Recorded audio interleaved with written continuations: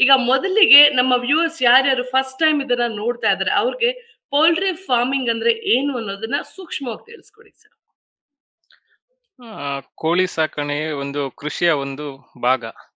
ಹ್ಮ್ so ಇದು ಮನುಷ್ಯನಿಗೆ ಆರೋಗ್ಯ ಹೇಗೆ ಬೇಕಾ ಅದೇ ತರ ಒಳ್ಳೆ ಆರೋಗ್ಯ ಬೇಕಿದ್ರೆ ಈ ಒಂದು ಪೌಷ್ಟಿಕ ಆಹಾರ ಕೂಡ ಮುಖ್ಯ.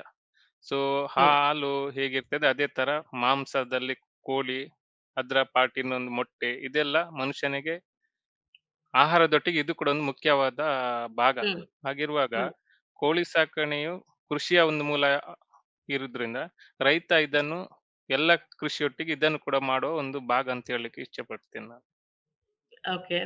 ಸೊ ಇದನ್ನ ರೈತರು ಕೂಡ ಒಂದ್ ಅವಲಂಬನೆ ಮಾಡಿದ್ರೆ ಅವ್ರು ಏನು ಕೃಷಿಗೆ ಯೂಶುವಲಿ ಏನಾಗುತ್ತೆ ನಮ್ಗೆ ಕೆಲವೊಂದು 6 ತಿಂಗಳಿಗೆ ಬೆಳೆ ಇರುತ್ತೆ, ಕೆಲವೊಂದು 3 ತಿಂಗಳು, ಕೆಲವೊಂದು ವಾರ್ಷಿಕ ಬೆಳೆ ಇರುತ್ತೆ. ಸೊ ಇದ್ರಿಂದ ತಿಂಗಳಿಗೆ ಒಂದು ಆದಾಯ ಬರುತ್ತೆ ಅನ್ನೋದು ನಿಮ್ಮ ಒಂದು ಅನಿಸಿಕೆ ಅಲ್ವಾ?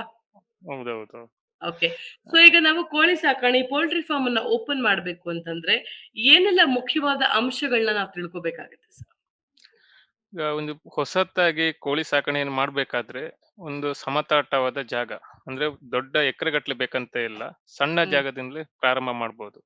ಹ್ಮ್ ಮೊದಲೇ ಹಂತವಾಗಿ ಒಂದು 3,000-5,000 ತನಕ, ಅಂದ್ರೆ ಅದರ ಬಗ್ಗೆ ಕಂಪ್ಲೀಟ್ ತಿಳ್ಕೊಂಡ ಮೇಲೆ ಬೇಕಿದ್ರೆ ಎಷ್ಟು ಬೇಕಿದ್ರೆ ಅವರ ಕೆಪಾಸಿಟಿಗೆ ತಕ್ಕ ಬೆಳಿಬಹುದು. ಆ ಹ್ಮ್ ಸಾಕಾಣಿಕೆಯನ್ನು ಜಾಸ್ತಿ ಮಾಡ್ಬೋದು. ಕಡಿಮೆ ಹ್ಮ್ ಪಕ್ಷ 3,000-5,000 ತನಕ ಇದ್ ಮಾಡ್ಬೇಕು. ಹ್ಮ್ ಸಮತಟ್ಟಾದ ಜಾಗ ಇದ್ರೆ ಬಾರಿ ಒಳ್ಳೇದು. ಓಕೆ. ಮತ್ತೆ ಶೆಡ್ ನಿರ್ಮಾಣ ಹೇಗೆ ಇರ್ಬೇಕಂತಂದ್ರೆ ಪೂರ್ವ ಪಶ್ಚಿಮವಾಗಿಯೇ ಇರ್ಬೇಕು. ಹ್ಮ್ ಹ್ಮ್ ಪೂರ್ವ ಪಶ್ಚಿಮದ ತರ ಇದ್ರೆ ತುಂಬಾ ಒಳ್ಳೇದಾಗ್ತದೆ. ಓಕೆ. ಮತ್ತೆ ಒಳ್ಳೆ ರೀತಿಯ ಗಾಡಿ ಹೋಗುವ ಬರುವ ರೀತಿ, ಮತ್ತೆ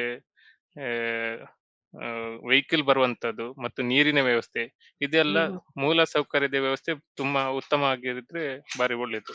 ಮತ್ತೆ ಓಕೆ. ಶೆಡ್ಡಿನ ನಿರ್ಮಾಣ ಕೂಡ ಪೂರ್ವ ಪಶ್ಚಿಮವಾಗಿ ಮಾಡಿದ್ರೆ ತುಂಬಾ ಉತ್ತಮ. ಅಂದ್ರೆ ಅದೇ ರೀತಿ ಮಾಡ್ಬೇಕು.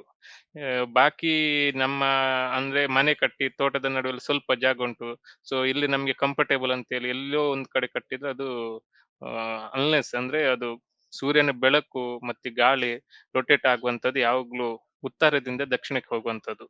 ಆ ಹ್ಮ್ ತರ ಹ್ಮ್ ಹಾಗೆಯೇ ಶೆಡ್ ನಿರ್ಮಾಣ ಮಾಡ್ಬೇಕಾಗ್ತದೆ. ಓಕೆ. ಸೊ ಸೈಂಟಿಫಿಕ್ ರೀಸನ್ ಈ ಸನ್ ಟ್ರಾನ್ಸಿಷನ್ ಇದಕ್ಕೆ ನೀವು ಉತ್ತರದಿಂದ ಪಶ್ಚಿಮ ಅಂತ ಏನ್ ಹೇಳಿದ್ರಿ, ಅದು ಈ ಕಡೆನೇ ಇರ್ಬೇಕು ಶೆಡ್ ಅಂತ? ಒಂದು ಸೈಂಟಿಫಿಕ್ ರೀಸನ್ ಅಂದ್ರೆ ಹೇಳಿ ಸೂರ್ಯನ ಬೆಳಕು, ಅಂದ್ರೆ ಆ, ಸೂರ್ಯ ಒಂದು ಸುತ್ತು ಬರ್ತಾನೆ ಅಂತ ಒಂದು ಇದುಂಟು. ಅದೇ ತರ ಒಂದು ಸುತ್ತು ಬರುವಾಗ ಶೆಡ್ ನಮ್ಮ ಪೂರ್ವ ಪಶ್ಚಿಮ ಇಲ್ಲದೆ ದಕ್ಷಿಣ ಉತ್ತರ ಇದು ಮಾಡಿದ್ರೆ ಸೂರ್ಯನ ಬೆಳಕಿನ ಒಂದು 9 ಗಂಟೆಯಿಂದ 12 ಗಂಟೆ ತನಕದ ಬಿಸಿಲು ಶೆಡ್ಡಿನ ಒಳಗೆ ಬೀಳ್ತದೆ. ಆಗ ಕೋಳಿಗೆ ಒಂದು 30-35 ದಿವಸ ಅಂದ್ರೆ 1.5 kg ತನಕ ಬಂದಿರ್ತದೆ, ಬೆಳ್ತಿರ್ತದೆ.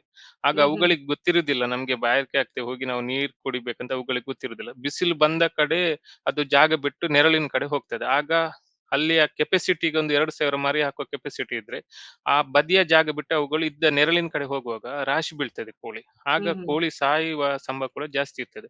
ಅದಕ್ಕಾಗಿ ಕಡ್ಡಾಯವಾಗಿ ಶೆಡ್ಡಿನ ನಿರ್ಮಾಣ ಪೂರ್ವ ಪಶ್ಚಿಮ ಇರ್ಬೇಕು. ಅಂದ್ರೆ ಒಂದ್ ವೇಳೆ ಸೂರ್ಯನ ಕಿರಣ ಇದಾಗಿದ್ರು ಶೆಡ್ಡಿನ ಒಳಗೆ ಬೀಳುದಿಲ್ಲ. ಮತ್ತೆ ಹ್ಮ್ 90 ಹ್ಮ್ ಡಿಗ್ರಿ ಪಕ್ಕ ಇದ್ ಮಾಡಿ ಕನ್ಸ್ಟ್ರಕ್ಷನ್ ಮಾಡ್ಬೇಕು.